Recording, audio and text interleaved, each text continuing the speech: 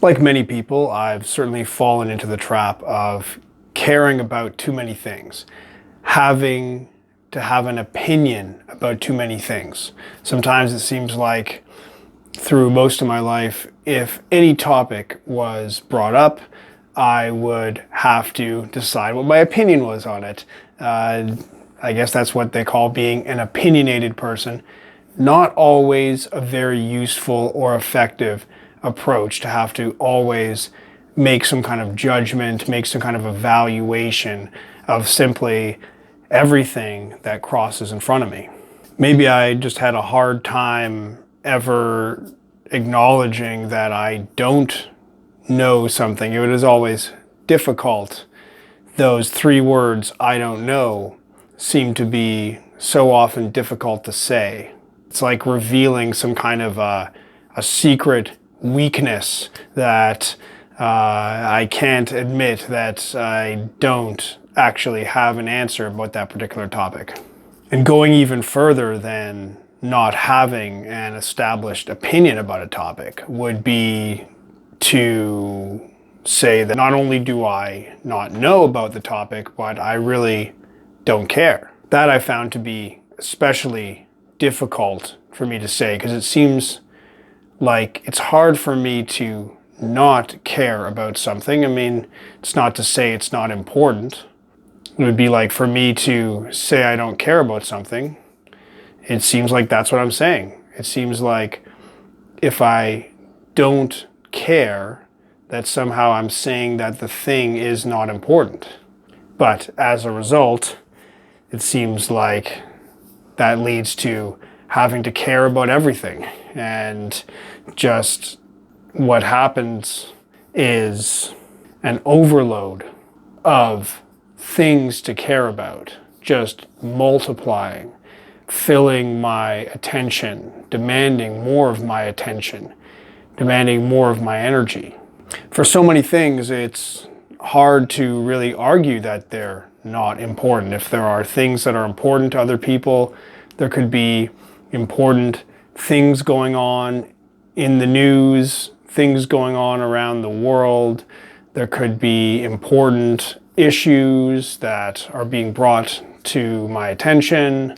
It seems like to just say I don't care, there's something kind of shameful in the idea of not caring about something that is important. But it seems like there is a special power that comes from being able to simply let go of things, no matter how important they might be, to simply say, I don't care. I am indifferent to this thing. And it's not necessarily a judgment that this thing is not worthy of caring about, but simply that I choose to not spend my energy on that thing. I choose not to spend my attention, my focus, my resources, my concentration, my efforts. All these things are being used elsewhere on the things that I choose to focus on, the things that I consider to be most important for myself in my present situation. It's like being asked to give money to a worthy cause. Not choosing to donate to the cause, saying, no, I choose not to do that, does kind of have this feeling of, oh, am I saying that this cause is not important? Or like, what am I saying by not contributing my money to the cause? There's a little bit of awkwardness in it. And yet we know that we can't give money to every possible cause that we come across. That we would quickly spend all our money. And yet, once again, this is an area where we don't treat our time and energy, these resources, limited resources that we have, we often don't treat them with the same carefulness that we treat our money. Maybe it's something to do with the way that it's nicely laid out with a number. So it's very clear with money that you have a certain number of dollars, this is counting the amount of this particular resource. Whereas for our time and energy, yes, you could count minutes and hours for time, but for what we care about, there isn't really a unit to say like, I care 10 units about this thing and I care 100 units about that other thing.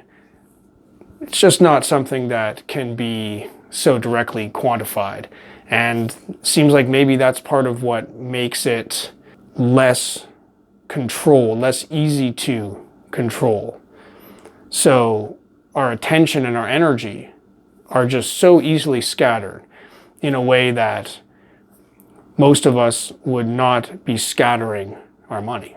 And it seems like there's a sense of guilt to it as well, a feeling that I'm doing something bad by not caring more about this particular issue, this particular problem that's brought to my attention.